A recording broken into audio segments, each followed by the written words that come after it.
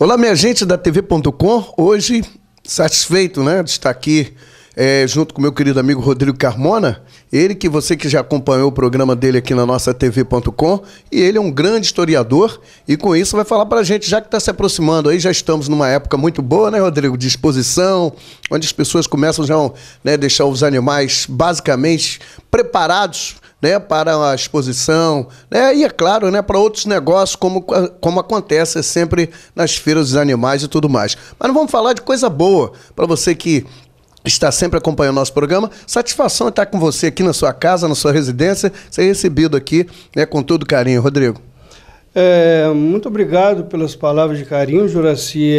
O prazer é todo meu de estar recebendo os amigos aqui da TV.com. E vamos lá, vamos tentar passar um pouco do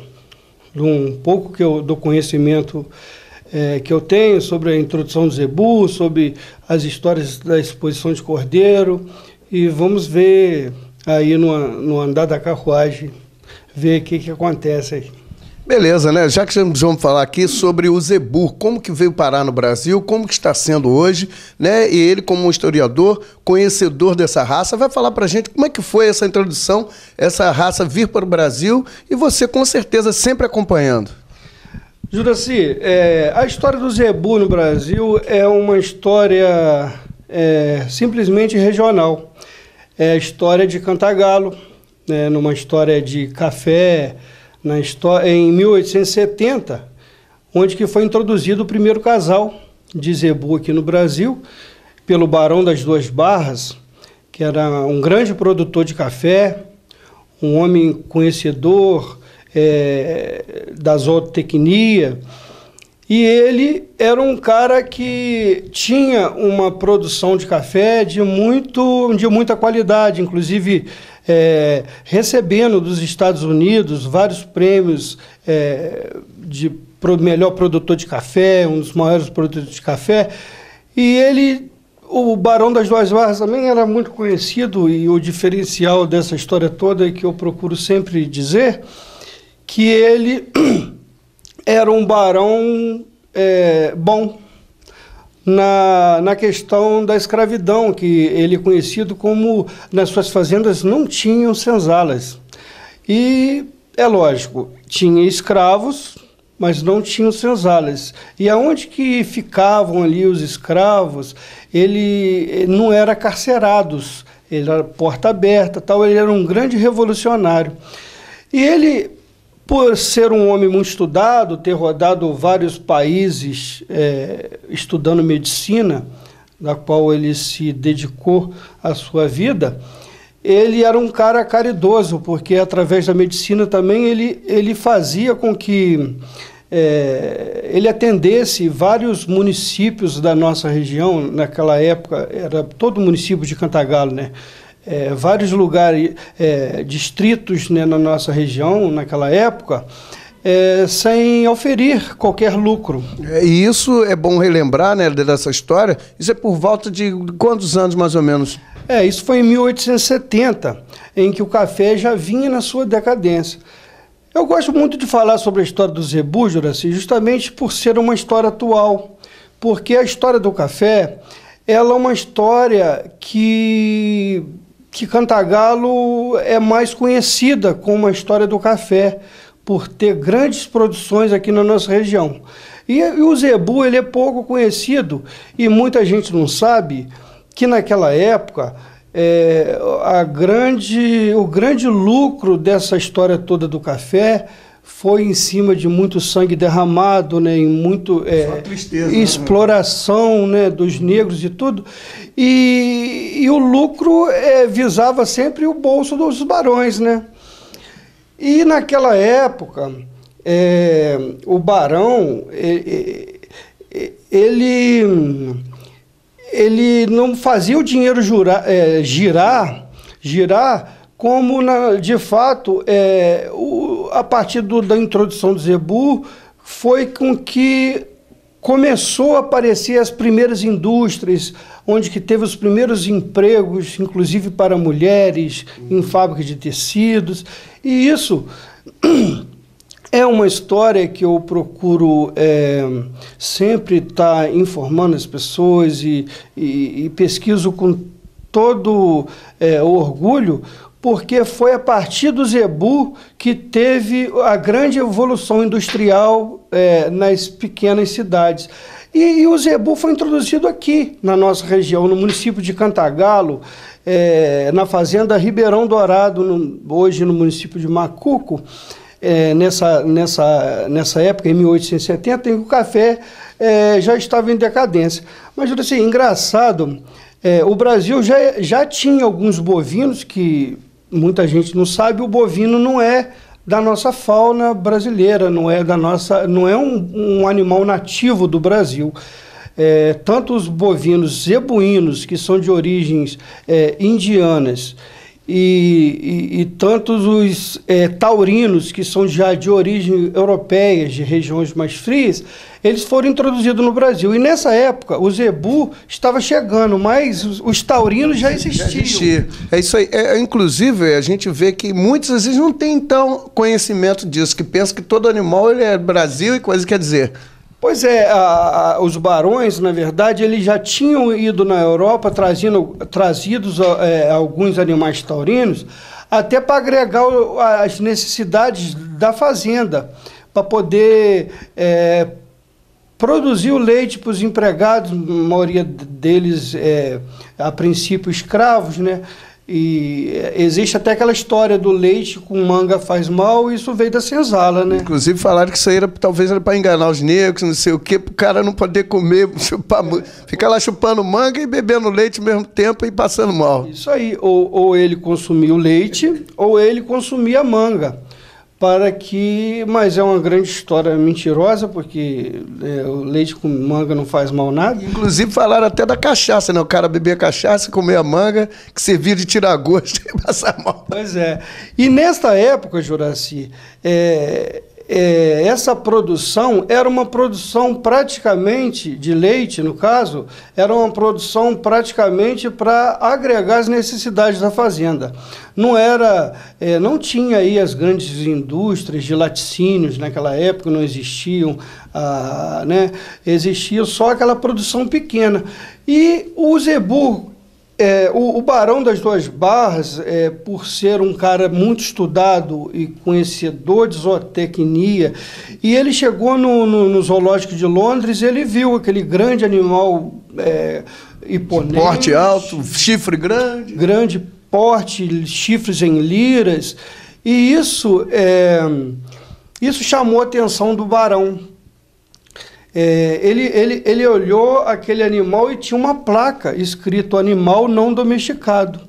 E aquilo, ele ficou assim, bem, como é que se diz?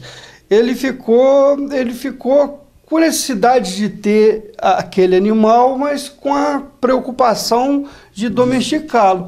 Mas assim ele fez, ele comprou um primeiro macho chamado Maomé, no zoológico de Londres, e trouxe aqui para a cidade de Macuco, hoje, né, na época Cantagalo, para poder amansar e colocar as cangas que, na verdade, ele veio introduzido no intuito de puxar as carroças para as grandes produções de café.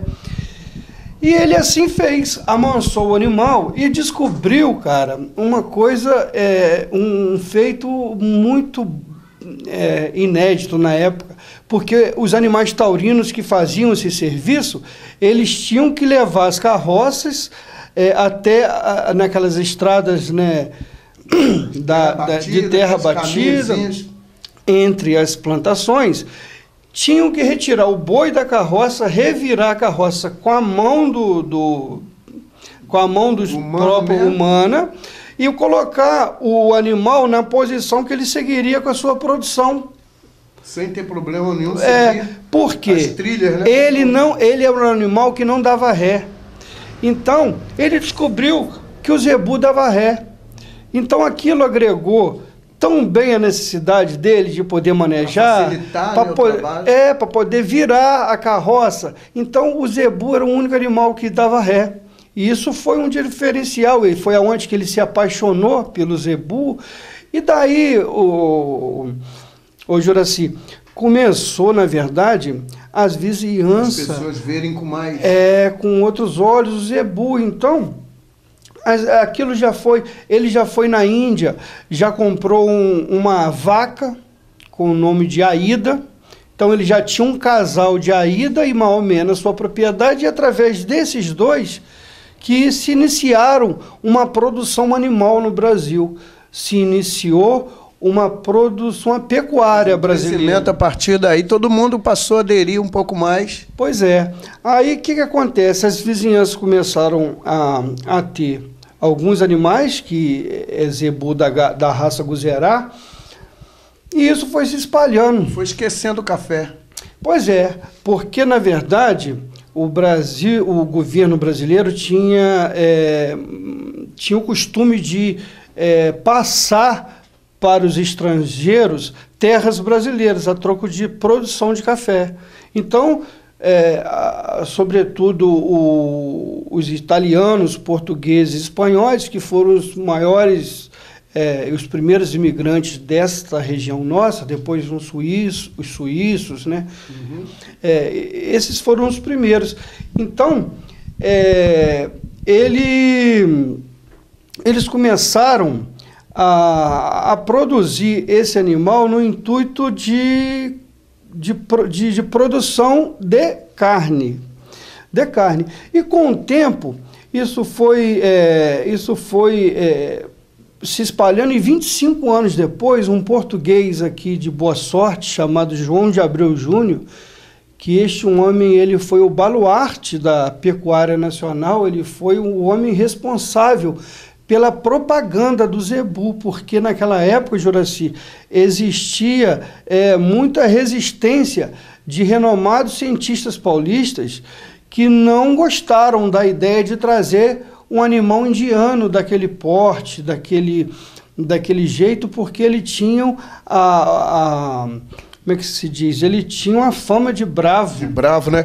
Inclusive, as pessoas que às vezes viam ele no pasto, né? Parece que o animal ele ficava um pouco espantado, aquela coisa toda, mas depois... É diferente... o gado normal. Não, é diferente de espantado e bravo. Porque, na verdade, os zebuínos, eles são um pouco espantados mesmo.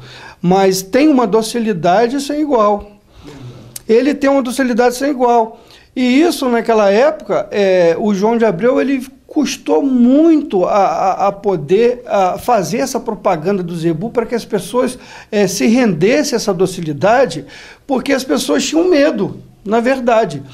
E o João de Abreu, ele fez uma coisa, a princípio, para muitos, muito difícil e impossível para alguns, na verdade, que foi fazer de um único animal ter dupla aptidão. Fazer de um único animal a produzir carne, a produzir leite num só produto. Então, ele era chamado de maluco, de louco, porque para muitos isso seria impossível. E domesticar um guzerá também para muitos era impossível. Então, ele tinha uma frase que acompanharia para a vida toda, Juraci, a vida do João de Abreu, que era guzerá, manso e leiteiro. E ele tinha mania de tirar fotos, ele corria com caminhões em todos o país, inclusive aonde que ele tinha bastante resistência, nos interiores de São Paulo, desembarcavam ali os animais e sem precisar amarrar a cabeça de uma vaca, ele ordenhava em praça pública para que ele pudesse fazer essa propaganda do gado. As pessoas conhecessem melhor, né? E como que realmente era o animal. Pois antes de falar a grande besteira que as pessoas sobretudo falavam, né? Que não conheciam realmente da raça.